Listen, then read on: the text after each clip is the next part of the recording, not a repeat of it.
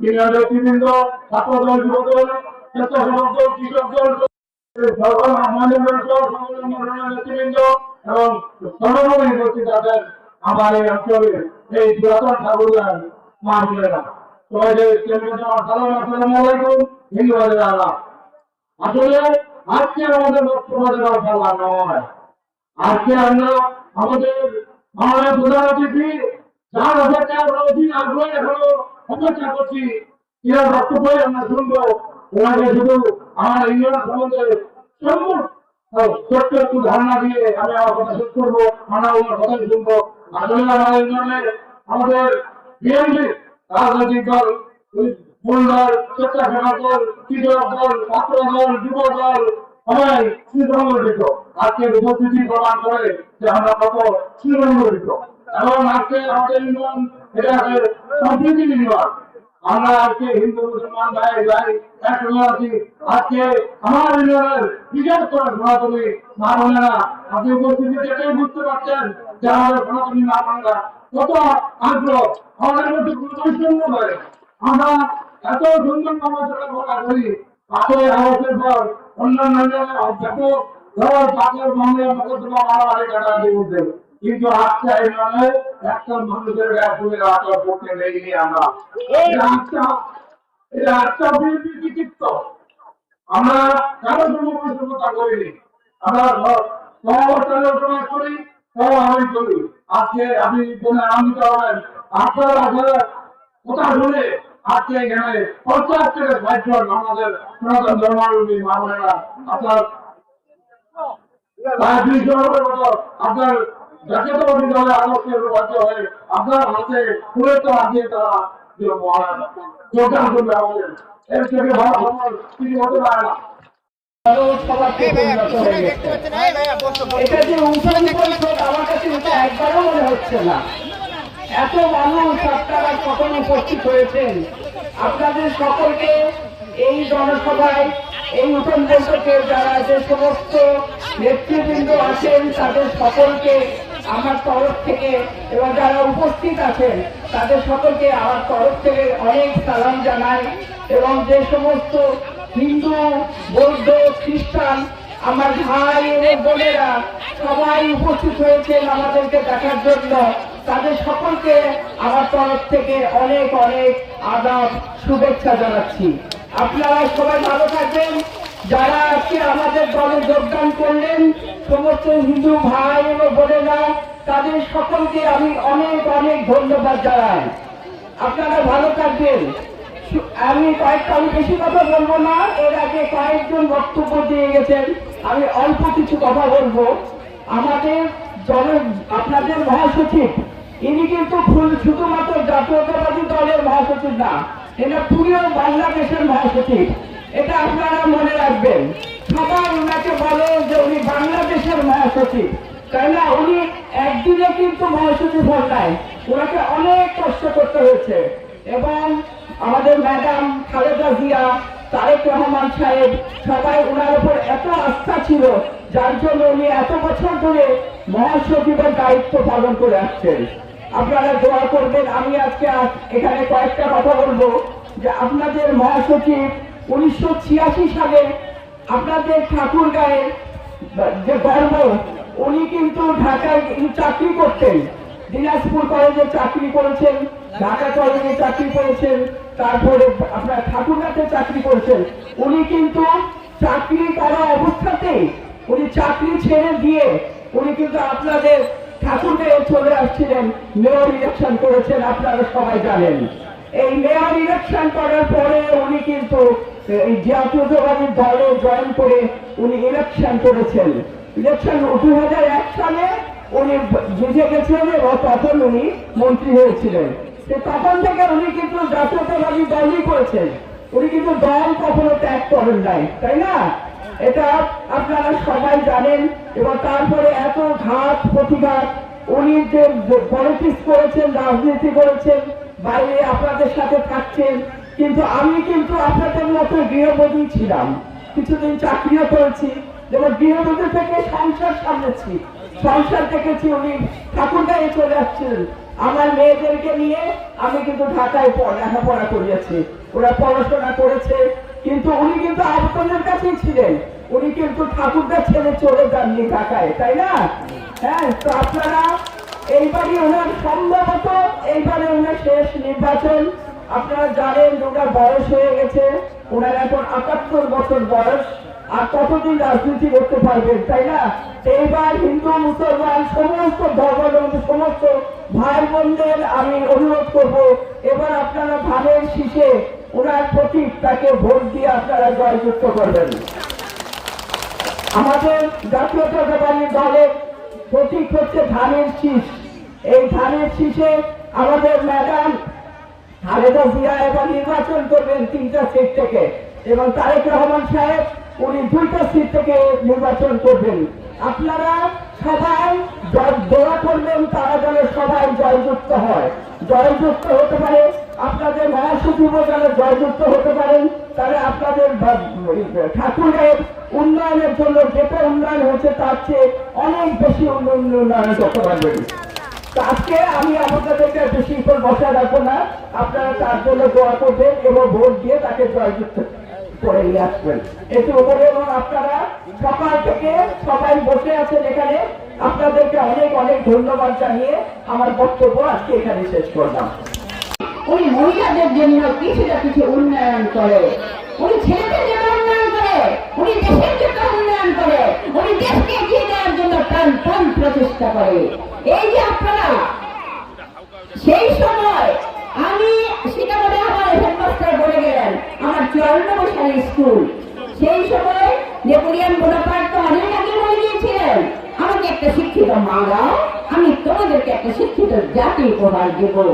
এই কথাটি মাননীয় উপলব্ধি করেছেন আমার শহীদ প্রেসিডেন্ট জিয়াউর রহমান, তার যোগ্য উত্তরসূরি ম্যাডাম খালেদা জিয়া, যার ফলে সেই সময় এত স্কুল কলেজ মাদ্রাসা প্রতিষ্ঠিত হয়েছিল যেটা অন্য কোন সরকারের আমলে হয়নি।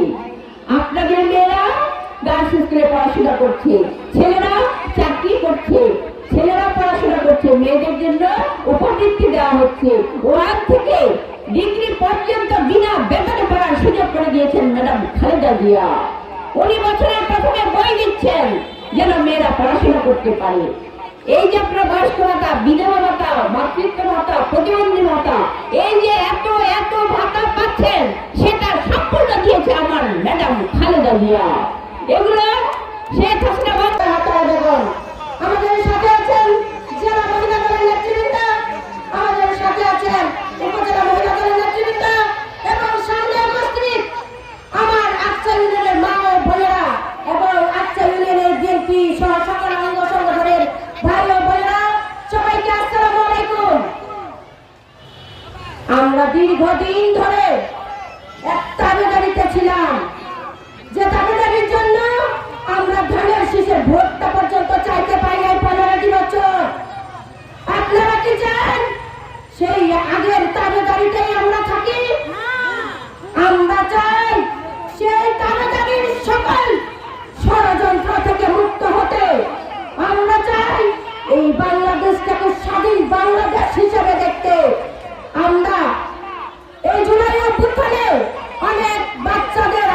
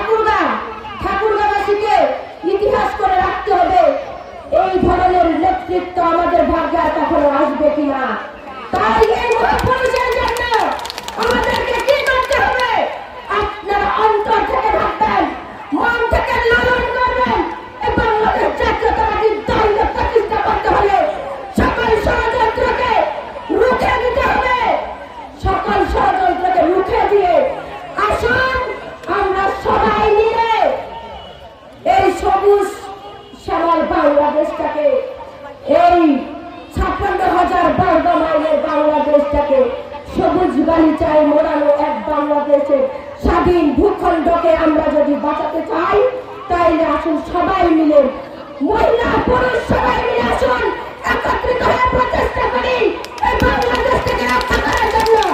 আমরা সমবেত হয়েছি আজকে সারের ধানের প্রচারণার জন্য। আজকে ঢাকা সিটির মার্কেটে শহীদ প্রেসিডেন্ট জিয়াউর রহমানের আজকে আমরা এই মার্কা নিয়ে লড়াই করছি। দীর্ঘদিন ধরে আমরা অনেক সংগ্রাম করে আসছি। তাই এই মার্কাটাকে প্রতিষ্ঠা করতে হলে একটা মিনিট আমাদের ব্যয় করা চলবে না। প্রতিটি মিনিটে প্রতিটি ক্ষণে ক্ষণে আমাদেরকে ধানের শীষের জন্য ব্যয় করতে হবে। বন্ধুগণ, যেভাবে ব্যয় করে আসছেন আমাদের মাননীয় মহাসচিব স্যার, যিনি তার সংসার রেখে, তার সংসার জীবন ধরে রেখে আপনাদের জন্য জেল খেটেছেন, আপনাদের জন্য বাংলার কারণে নির্যাতিত হয়েছেন, আপনাদের জন্য, আপনাদের এই রাষ্ট্রটাকে সংস্কার করার জন্য যিনি নিবেদিত প্রাণ আজকে এই বাংলাদেশ জাতীয়তাবাদী দলের। তাই বলতে চাই, আমরা সারের সম্মান যদি রক্ষা করতে চাই, আমাদের মাননীয় মহাসচিবকে যদি আমরা ভালোবেসে থাকি, তাহলে আজকের মা বোনেরা আপনারা আজকে থেকে শুরু করবেন ধানের শীষের জন্য। দিদি বৌদিদের বলতে চাই, আপনারা স্যারকে ভালোবাসবেন। আমি জানি স্যারের জন্য আপনারা পাগল, তাই এই স্যারের জন্য আপনাদেরকে কাজ করতে হবে। আমাদের মাঝে, আপনাদের মাঝে কষ্ট করে আমাদের ভাবি এসেছেন, স্যারের ওয়াইফ এসেছেন আপনাদের কাছে, তাই মেসেজটা আমরা ওনার কাছে জানবো। তাই বলতে চাই, আসুন আজকে কৃতজ্ঞতা প্রকাশ করছি যারা আজকে ইউনিয়নের সবাই মিলে এই প্রোগ্রামটাকে সাকসেস করেছেন। 2 বছর গেছে আমরা কথা বলতে পারি নাই, দীর্ঘ 17টি বছর গেছে আমরা আরামে ঘুমাতে পারি নাই আমাদের সন্তানদের ভয়ে। দীর্ঘ 17টি বছর গেছে আমরা বাচ্চা কাচ্চাদের মানুষ করার জন্য একটা ভালো মতো খাওয়াইতে পারি না, একটা ডিম খাওয়াইতে পর্যন্ত পারি নাই। দীর্ঘ 17টি বছর গেছে আমাদের ছেলেরা, শিক্ষিত ছেলেরা ঢাকায় দেশের বাইরে যায় কাজ করে, ঠাকুরগাঁর বাইরে যায় কাজ করে, রিক্সা চালায়, এমনও দিন গেছে। এখন সময় এসেছে, সুযোগ এসেছে, ভোটের পালা। বারবার ঘুঘু তুমি খেয়ে যাও ধান, সেই ঘুঘু আর বাংলাদেশে নাই। তাই আমরা এখানে বেঁচেছি জোট, হিন্দু মুসলিম বেঁচেছি জোট, ধানের শীষে দিব ভোট। এই আমাদের ঠাকুরগাঁয়ে যিনি আমাদের প্রিয় মহাসচিব স্যার, উনি যে ভালো লোক তার প্রমাণ গোটা বাংলাদেশের মানুষ দিয়েছে। আমরা ঠাকুরগাঁবাসী, আমরা ওনাকে আমাদের কাছে তো আমরা গর্বিত যে উনি আমাদের ঠাকুরগাঁয়ে নির্বাচন করতেছে। আমরা আমাদের মূল্যবান ভোটটুকু ওনাকে দিতে পারবো, এটাই আমরা সৌভাগ্য, এটা আমরা নিজেকে সৌভাগ্য মনে করতেছি। আর ওনাকে আমরা ঠাকুরগাঁয়ে পেয়েছি। আর একটা আপনাদেরকে বলে যাই, আপনারা যারা সামনে আছেন, আপনারা নিজেরাই নিজেদেরকে যদি মনে করেন যে আমাদের যোগ্য প্রার্থী মির্জা ফখরুল ইসলাম আলমগীর স্যার একজন ভালো লোক, কারণ উনি সমগ্র বাংলাদেশের মধ্যে ভালো লোক, উনাকে আপনারা সবাই মিলে ধানের শীষে ভোট দিবেন এবং ওনার হাতকে শক্তিশালী করবেন। আমাদের ঠাকুরগাঁও উন্নয়নের জন্য, আপনাদের সুখের জন্য, আমাদের শান্তির জন্য। ভোট ভোট ভোট দিন, ধানের শীষে ভোট দিন, ভোট দিবেন কিসে, ধানের শীষে, ভোট দিবেন কিসে, ধানের শীষে, আগামী স্যারের সালাম নিন, ধানের শীষে ভোট দিন, ভোট ভোট ভোট দিন। ধানের শীষে ভোট দিন। এরপরে রাষ্ট্রকে জীবনকে জীবন বলে মনে করেনি, জীবন সমাজ করেনি। তার একটাই কারণ, দেশকে স্বাধীন করতে হবে, স্বৈরাচারের হাত থেকে দেশকে বাঁচাতে হবে। জীবনে শান্তি শান্তি থাকতে গেলে, ভালোভাবে থাকতে গেলে আমাদের স্বাধীন হতে হবে। আমাদের সন্তানেরা, আমাদের সন্তানেরা সব কিছু থেকে বঞ্চিত।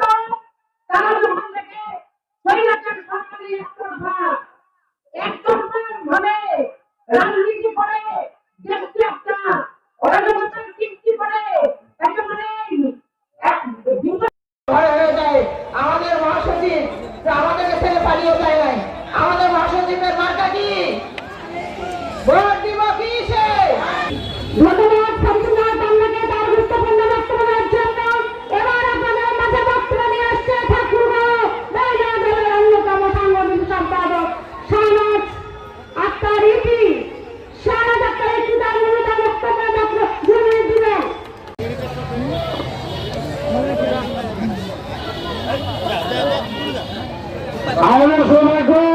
যে আমাদের উপস্থিত হয়েছেন ওনার সুযোগ নেই, তারপরেও উনি সবাই উনি বক্তব্য দিয়ে সভা সমাপ্তি করবেন। ভোগ করেছেন আমাদের আজকে যিনি প্রধান অতিথি, আমাদের মহাসচিব 11 বার কারাগারে গেছেন 117টা মামলা নিয়ে।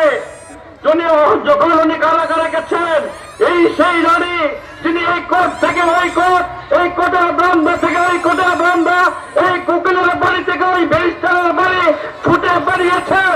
আর বাংলাদেশের মানুষ যখন টেলিফোন করে উনার কাছে জানতে চেয়েছেন, উনি বলছেন তোমার দেশ ভালো আছে, তোমরা মানুষগুলিকে দেখো, সবাই ভালো থেকো, রাস্তাতে নামো, আন্দোলন করো, এভাবে করে মানুষকে উৎসাহ জুগিয়েছেন।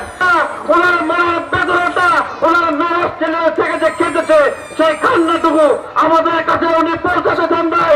এত বেদনা নিয়ে কোন দেশবাসীকে যে সকলেই জান্নাতি, এটি নেকির বেলা এত ভারী যে আমাদেরকেও টেনে নিয়ে যাবেন।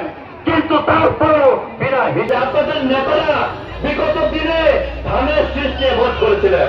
আপনারা মৌলানা হাকিম সাহেব তারা ধানের শীষ নিয়ে ভোট করেছিলেন, তারা কি জান্নাতি হবে নাকি জাহান্নামী হবে?